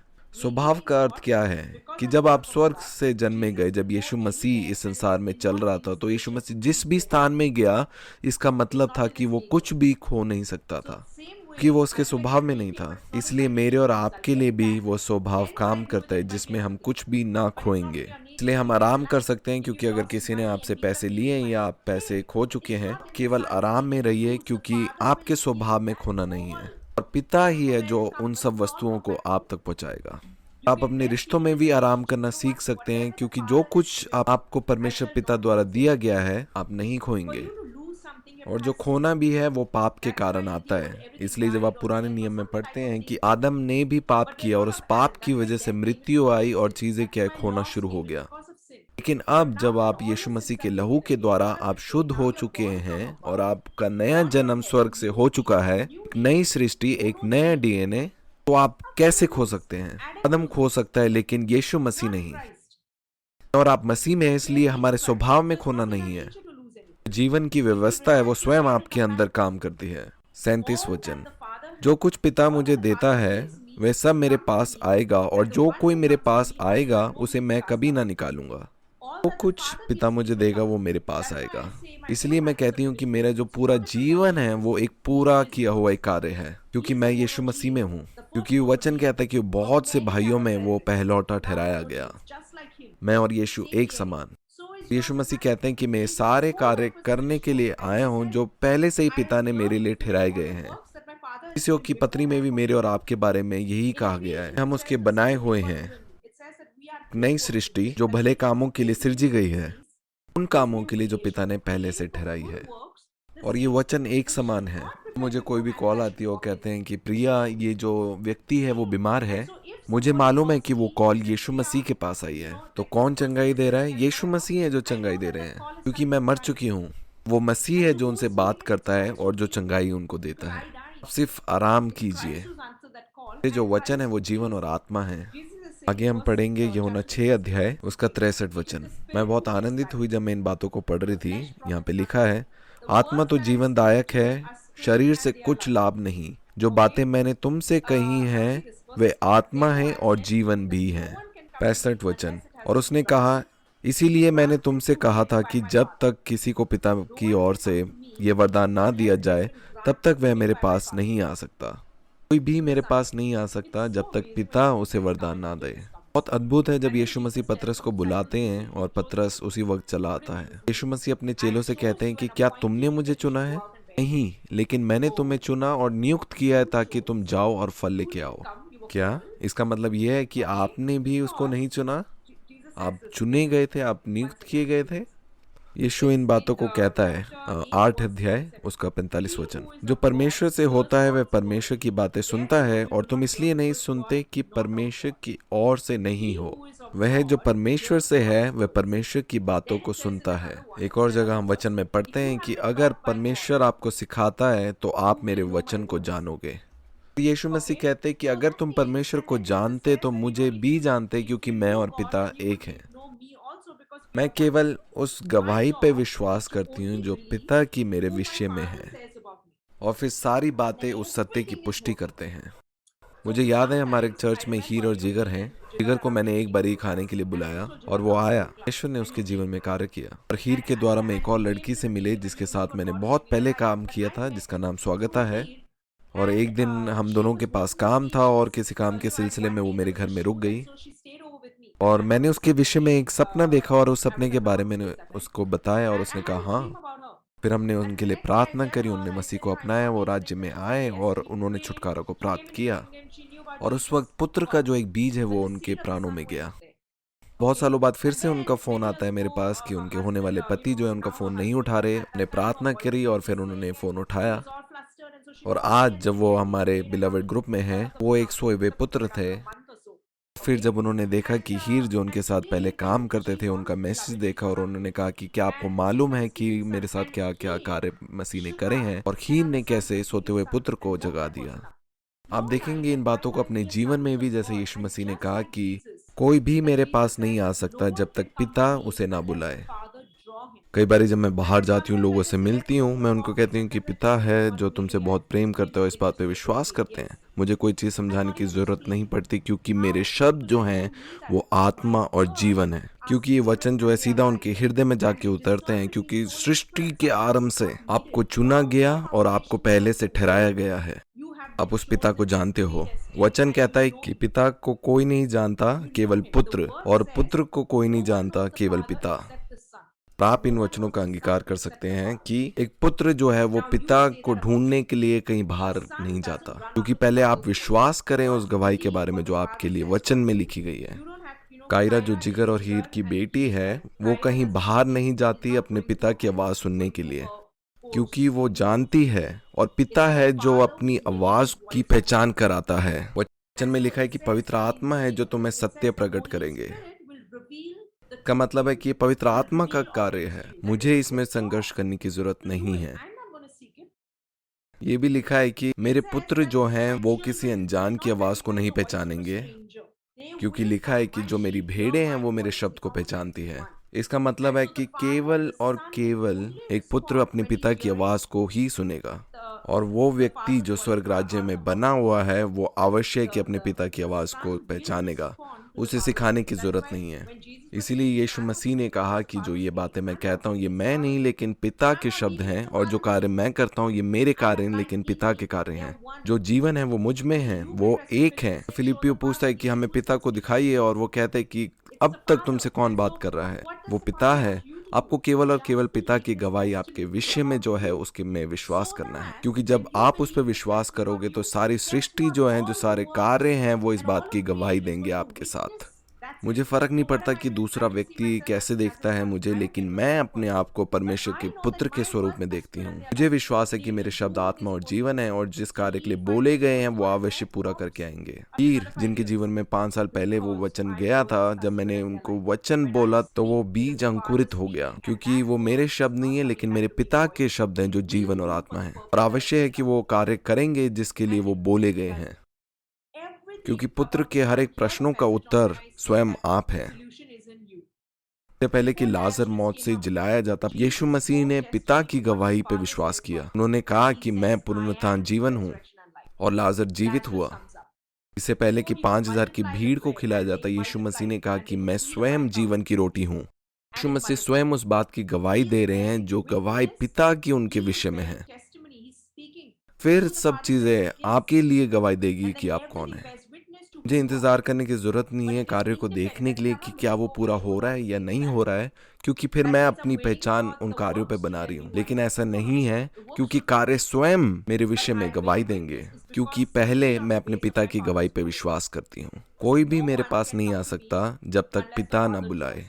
कई बारी मैं बाहर कैफे में जाती हूँ, मैं अपना काम कर रही होती हूँ, और अचानक से कई लोग मेरे पास आते हैं और वो लोग बात करना शुरू करते हैं। बहुत सी बातों के बाद वो अचानक से पूछते हैं कि आपको मालूम है कि परमेश्वर कौन है, और ये इसलिए क्योंकि मैं अपने पुत्र की पहचान में चलती हूँ।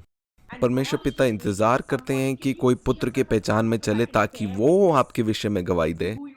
आप देखेंगे अपने जीवन में प्रतिदिन आप अद्भुत कार्यों से आप भर जाएंगे, क्योंकि जो पिता है, पवित्र आत्मा है, और जो सारी सृष्टि है वो गवाही देंगे आपके विषय में, आपकी पहचान के बारे में कि आप परमेश्वर के पुत्र हैं। पुत्र जो नहीं भूलता कि मैं पुत्र हूँ, एक पुत्र जो अपने आप को धोखा नहीं देता। एक दिन वो सोचता है कि मैं एक आम इंसान हूँ, दूसरे दिन सोचता है कि मैं एक पुत्र हूँ। जब आप निरंतर सत्य में बने हैं तो आप देखेंगे सब बातें आपको समर्पित करेगी। चिन्ह और चमत्कार दूसरे लोगों के लिए असाधारण हो सकते हैं, लेकिन आपके लिए वो साधारण बन जाएंगे। बहुत से लोगों से जिनको मैं अपने जीवन में मिली हूँ, वो एक समय में परमेश्वर के राज्य में वो लोग आए हैं। ये इसलिए क्योंकि मैं केवल विश्वास करती हूँ कि मेरे जो शब्द हैं वो आत्मा और जीवन है, और पिता मुझ में है, और आपसे वो बहुत प्रेम करते हैं। वो कहते हैं कि हमें बताओ वो कौन है, तो मैं कहती हूँ आप जान सकते हो उन्हें यीशु मसीह के द्वारा। और यही सुसमाचार है। हमें सुसमाचार प्रचार करने के लिए हमारी बुद्धि या समझ की जरूरत नहीं है, क्योंकि कई बारी मैं लोगों को सिर्फ बुलाती हूँ, इंतजार करती हूँ कि क्या वो मेरे शब्द को सुनकर आते हैं या नहीं, क्योंकि वो पिता जो मुझ में है वो उसके शब्द हैं। कि वो जो शब्द हैं वो उनके दिमाग में नहीं लेकिन उनके मन में जाते हैं, और अगर पुत्र उनके मन में है तो वो उस आवाज को सुनकर आते हैं। आपके वचन जो है वो आत्मा है, और वो लोगों के हृदय तक जाते हैं। कि जो आप में है वो बहुत सामर्थी है। मैं चाहती हूँ कि आप किसी बात पे नहीं लेकिन केवल और केवल अपने पिता की गवाही जो आपके विषय में उस पर विश्वास कीजिए, क्योंकि फिर आप पिता को झूठा नहीं ठहराते, और फिर जो सारे कार्य भी हैं वो गवाही देते हैं आपकी पहचान के बारे में। जो परमेश्वर से होता है वह परमेश्वर की बातें सुनता है, और तुम इसलिए नहीं सुनते कि परमेश्वर की ओर से नहीं हो। फिर यीशु मसीह कहते हैं कि तुम संसार के हो, मैं संसार का नहीं हूँ। फिर यीशु मसीह कहते हैं मैं द्वार हूँ। वाह, 10 अध्याय उसका 9 वचन। द्वार मैं हूँ, यदि कोई मेरे द्वारा भीतर प्रवेश करे तो उद्धार पाएगा, और भीतर बाहर आया जाया करेगा और चारा पाएगा। चोर किसी और काम के लिए नहीं परंतु केवल चोरी करने और घात करने और नष्ट करने को आता है। मैं इसलिए आया कि वे जीवन पाए और बहुतायत से जीवन पाए। एक और वचन जो मैं पढ़ना चाहती हूँ वो 10 अध्याय उसका 5 वचन है। परंतु वे पराई के पीछे नहीं जाएंगे परंतु उससे भागेंगे क्योंकि वे पराई का शब्द नहीं पहचानते।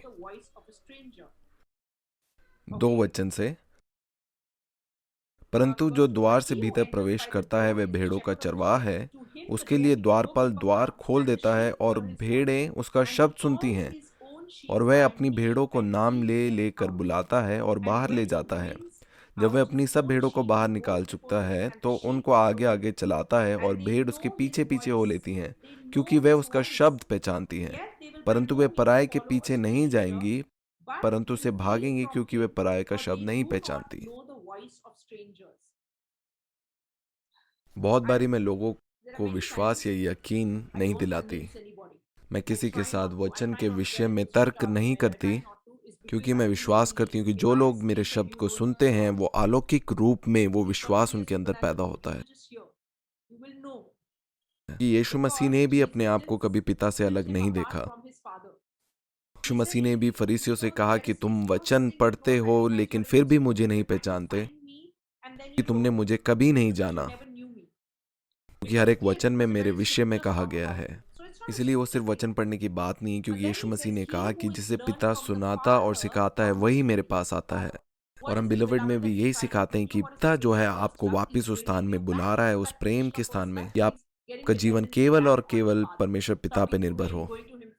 यीशु मसीह ने भी इस बात को कहा कि उस दिन तुम मुझसे कुछ ना पूछोगे और यदि पिता से कुछ मांगोगे तो वह मेरे नाम से तुम्हें देगा, क्योंकि अब तुम मुझ में हो। इसलिए हमारा जो रिश्ता है वो वापस पिता के साथ जुड़ चुका है। रत्ना की गवाही में सबसे अद्भुत बात क्या थी कि वो इंतजार कर रही थी कि कोई व्यक्ति उनके लिए वैक्सीनेशन स्लॉट बुक करे, लेकिन वो हो नहीं पा रही थी। और अचानक से वो एक दिन सैर करने गए और वहां पे उन्होंने देखा कि एक वॉक वैक्सीन हो रही थी और उनको 5 मिनट में वो मिल गई। पिता कहता है कि अगर तुम व्यक्ति पे निर्भर हो तुम्हें शायद समय लग सकता है, लेकिन जब तुम मुझ पे निर्भर हो तो वो तुरंत तुम्हें मिलेगा। इसलिए मैं लोगों को बोलती हूँ कि अगर आप चाहते हैं कि मैं प्रार्थना करूं, 10 दिन भी लग सकते हैं, लेकिन आप तुरंत चाहते हैं तो परमेश्वर पिता के पास जाइए। उस स्थान को ना खोइए जो पिता ने आपके लिए रखा है।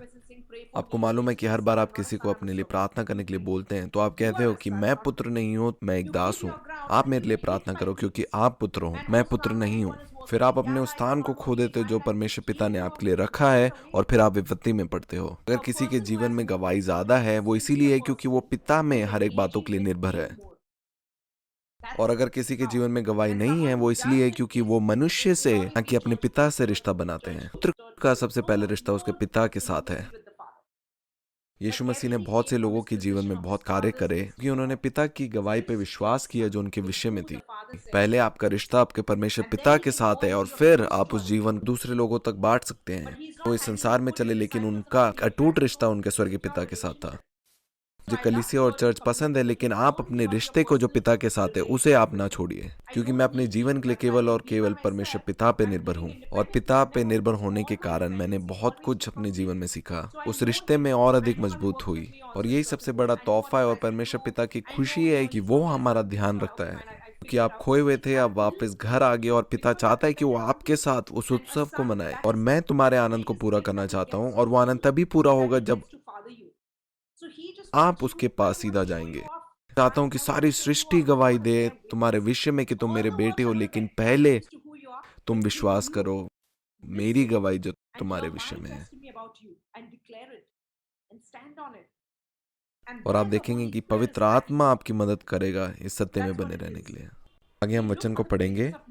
क्योंकि मनुष्य की ओर से प्रशंसा उनको परमेश्वर की ओर से प्रशंसा की अपेक्षा अधिक प्रिय लगती है। इंतजार करती हूँ कि केवल मेरे परमेश्वर की ओर से मुझे प्रशंसा मिले। यूहन्ना 12 अध्याय उसका 36 वचन।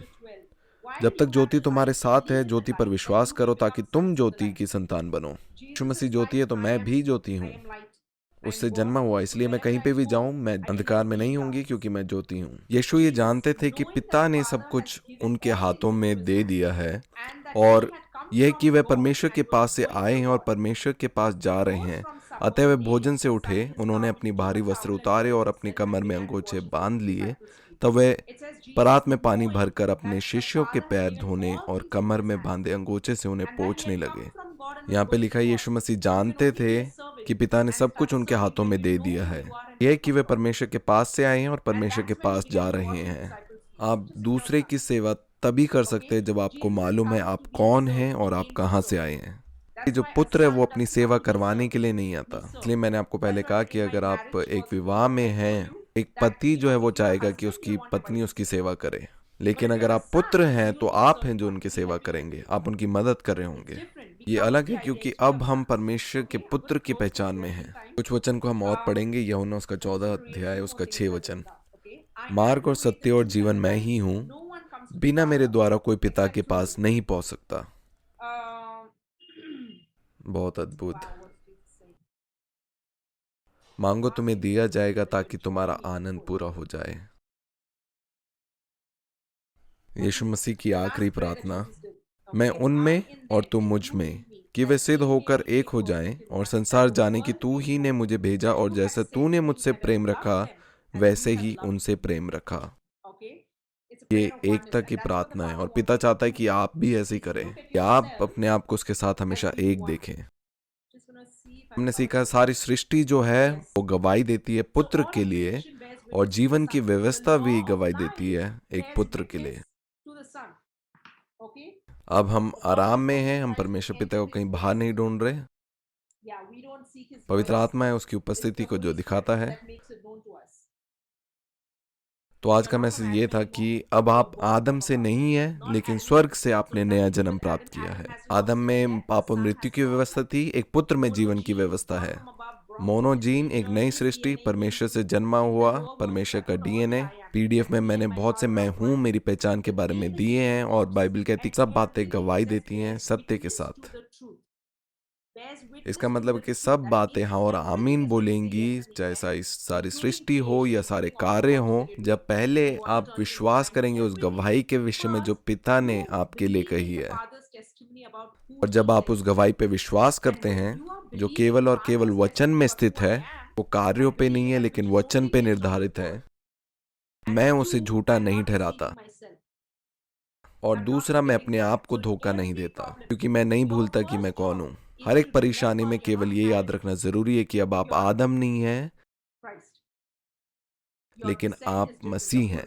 आपका अस्तित्व जो है वो अब नया है। फिर लिखा है कि जो मनुष्य नहीं भूलता कि वो कहां से है, वो हर एक कामों में वो आशीषित ठहरता है। हर एक बात गवाही देती है कि हाँ ये आदम नहीं है, ये एक पुत्र है। लोग आपके जीवन को देख के बोलेंगे कि हाँ इसका जीवन अलग है। फरीसियों ने भी यीशु के समय में उनको इसलिए पथराव किया क्योंकि वो कहता था कि मैं परमेश्वर से जन्मा हूं। परमेश्वर, वही पहचान मेरी और आपकी है क्योंकि परमेश्वर से जन्मा परमेश्वर है, परमेश्वर की तरह। हाँ, मैं अब आदम नहीं हूं लेकिन मैं अब परमेश्वर की तरह हूं। जब मैं सीखती हूँ कि मैं सब बातों में जैवन से बढ़कर हूँ, तो मैं सीखती हूँ और अधिक आराम करना, क्योंकि मेरे अंदर स्वयं जीवन की व्यवस्था काम कर रही है। पर अपनी कोई चीज नहीं खोएगा। अगर वो बीमार पर हाथ रखेगा तो वो जीवन पाएगा। प्रिया मर चुकी है क्योंकि मेरा नया जन्म हो गया है। नया जन्म प्राप्त करने के लिए मरना जरूरी है, और अब मसीह मुझ में जीवित है। इसलिए जब भी मुसीबत आती है, मसीह है जो उसका सामना कर रहा है, मैं बस आराम करता हूँ, क्योंकि यीशु मसीह जो है वो शांति का राजकुमार है। वही है जो जीवन में हर एक काम करता है। मैं उस स्थान को ली हूँ जिसमें आराम है, और पिता हर एक चीजों को मेरे पाँव के नीचे कर रहा है, कि मैं केवल विश्वास कर रही हूँ मेरे पिता की गवाही पे। केवल जब आप ये वचन सुन रहे हैं, ये सब बातें आपके लिए पूरी होंगी, क्योंकि पवित्र आत्मा वो कार्य करेगा। हम वचन पे इसलिए विश्वास करते हैं क्योंकि वो सत्य है। मैं अब नई वाचा में हूँ। हर एक वादे कि मैं परमेश्वर की धार्मिकता हूँ, यीशु के लहू के द्वारा मेरे पाप क्षमा हो चुके हैं, मैं उसके लहू की संतान हूँ। कोई मृत्यु मेरे मार्ग में नहीं आ सकती, इसलिए मैं भय रहित हूँ। आमीन। हम परमेश्वर को धन्यवाद की भेंट चढ़ाएंगे वो आत्मिक उन्नति के लिए जो आज हमने प्राप्त करी है। पिता, मैं धन्यवाद करता हूँ, मैं आपके राज्य में आपका पुत्र हूँ। सी आप मेरे महायाजक हैं, मेरे बड़े भाई हैं। वो आत्मिक बढ़ोतरी, आत्मिक सोच में जो आई है, उसकी भेंट मैं आपको चढ़ाता हूँ। धन्यवाद करता हूँ, और आप इसे बढ़ा रहे हैं, मैं विश्वास करता हूँ।